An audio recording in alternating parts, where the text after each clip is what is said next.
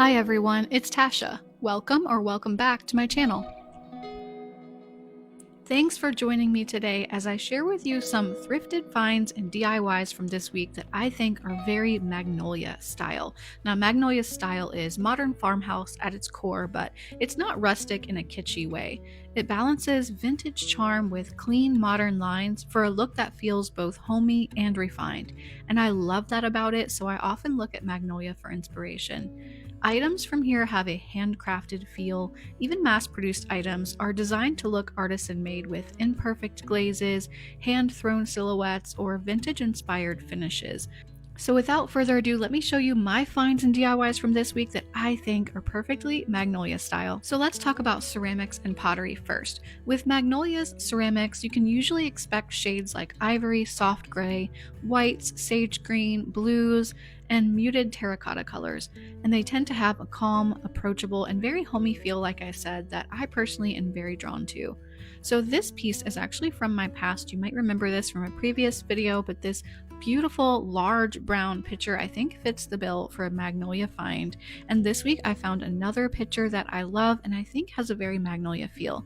It reminded me of this Lila floral pitcher, which is for sale on Magnolia right now and is actually on sale, so it's not too bad, but I did find this one at the thrift store. I love this strap work detail on the handle that looks like a gathered ribbon there, and this only cost me $4.99.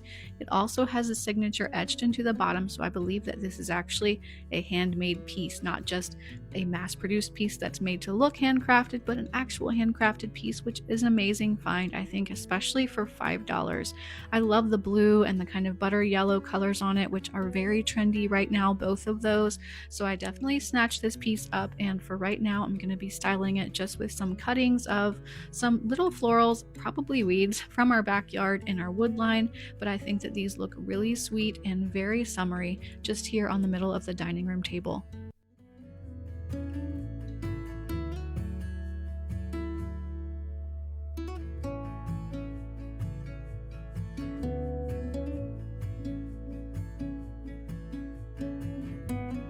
Lately, I've been wanting to have my kitchen table just as simple as possible and a nice clean open look, so you can definitely style something like this just on its own on a table or group it with some other items, especially inside of some sort of tray. That looks really charming as well, so I'm sure I'll be moving this piece around.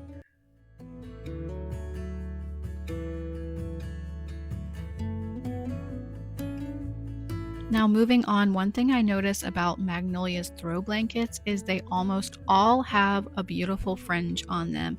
I think literally right now, all except for one throw blanket style has fringe. So in addition, I saw this blue one, which is not currently for sale. It's out of stock, but as you can see, it was $65. It's this beautiful blue color with this nice fringe. I found this one at Goodwill in the linen bins, and this only cost me a couple of dollars, and I think that this one is just as beautiful. I love the blue and the gray mixed together on this one. It gave me a very Magnolia vibe, and after washing this up, I'm just going to be styling this here on our blanket ladder. But of course, with blankets, you know, they move everywhere around in the house as we use them, but I think that this one looks very luxurious and was a great cost for just $2.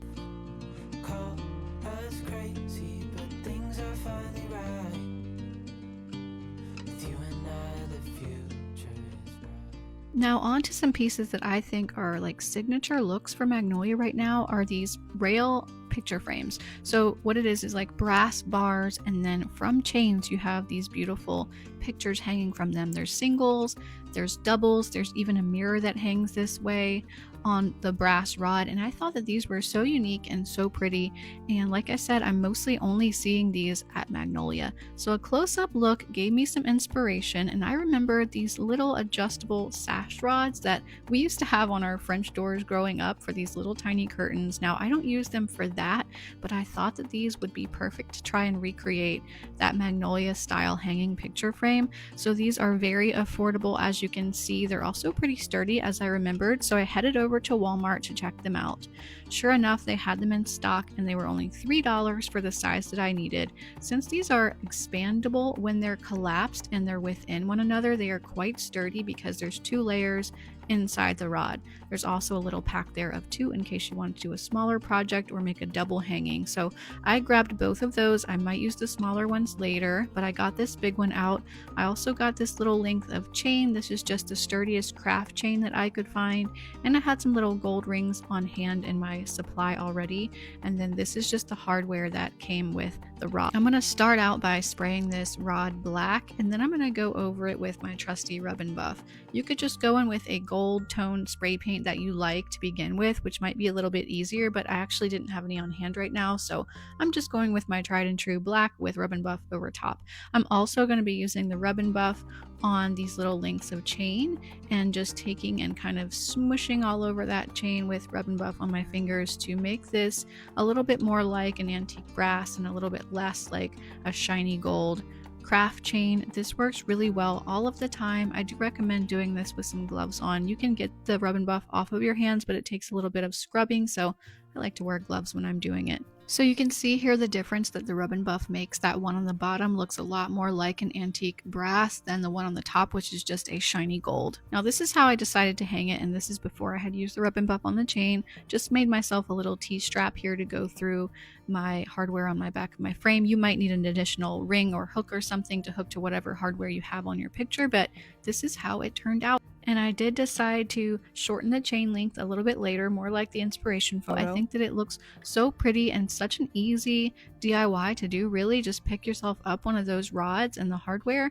I'm also going to be putting some Rub and Buff over top of the screws that it came with just to make sure everything is cohesive there. But I think that this turned out really well, especially for just a few dollars. I can link both the chain and the curtain rods in the description box in case you're interested. And then the art of your choice can just be hanging. It's such a more interesting, I think, way to hang a piece of art, especially for just one pop in your home.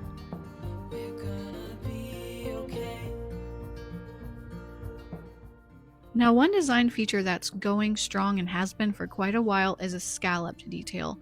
There are scalloped items at almost every home decor shop, not just Magnolia for sure, but one item at Magnolia that I thought was really pretty was this antiqued brass oval scalloped tray. It's not showing up anymore, but I had a screen grab of it from before where it was $35. I found this one at Goodwill, which I thought was really similar shape, except for mine is silver plated instead of brass, which I really love the silver tones as well. This cost me $2.19, and although it is a little bit dirty and needs a little bit of cleaning, I thought that I would give it a go. So I'm going to be just trying out a method for cleaning silver that I found online. I haven't cleaned silver a lot before, and so I'm just going to be using a paste made of baking soda and a little bit of white vinegar. What I was reading was saying to make that into a paste, rub it on your silver plated item, and then put some aluminum foil right over top of that so that it's in contact with the surface, and let that sit for a couple of hours before wiping it off with a clean cloth. And so that is what I'm trying today, and we'll see how it turns out.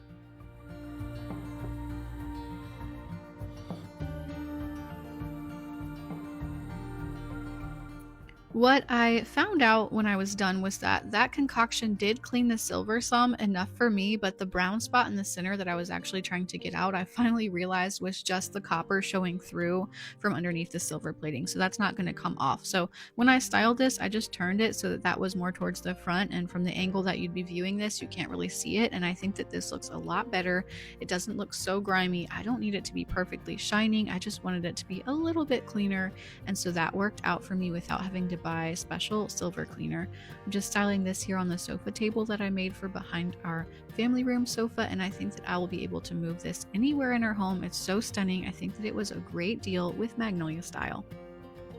So I've shown before how McGee & Co. actually has lots of these little decorative clocks, and I think that they're so sweet. They're quite expensive at McGee & Co. And at Magnolia, I also saw this one, which is definitely unique, this hanging brass clock, and it has a very antique look to it. It's kind of cool. $33 for this particular clock. So I always keep my eye out for cute little clocks at thrift stores because I think it's a great place to find that sort of thing. I found this one, which is brass, and it was marked for $3.50. $1.50. Something I noticed about this was it was so heavy when I picked it up at the thrift shop. It was a solid pound for this tiny little clock, and when I looked this up, you guys, I realized that it is much more expensive than I thought that it would be. $375 right now online. I don't know about this Chelsea clock brand from Hamilton, but now I do. I'm so glad I picked up this clock. I think it's really just beautiful, which is why I bought it. I didn't look it up until after I had gotten home, actually, and I'll be styling this in an upcoming bedroom makeover, probably on my dresser or nightstand, but I wanted to show it to you right now on our console table as well. I'll follow you through the black and the blue, whatever mountain. And that about wraps it up for my Magnolia inspired thrift finds and DIYs. I hope that some of these finds resonated with you and inspire you to go out to your local secondhand shops and see what you can find for a lot less than retail as well. Thanks so much for watching. If you enjoyed today's video, please hit the thumbs up button and leave me a comment before you go letting me know what you enjoyed. Also hit the subscribe button if you would like to see more of these in your feed. I hope that everyone watching has a fantastic week, and I'll see you at the next video. You say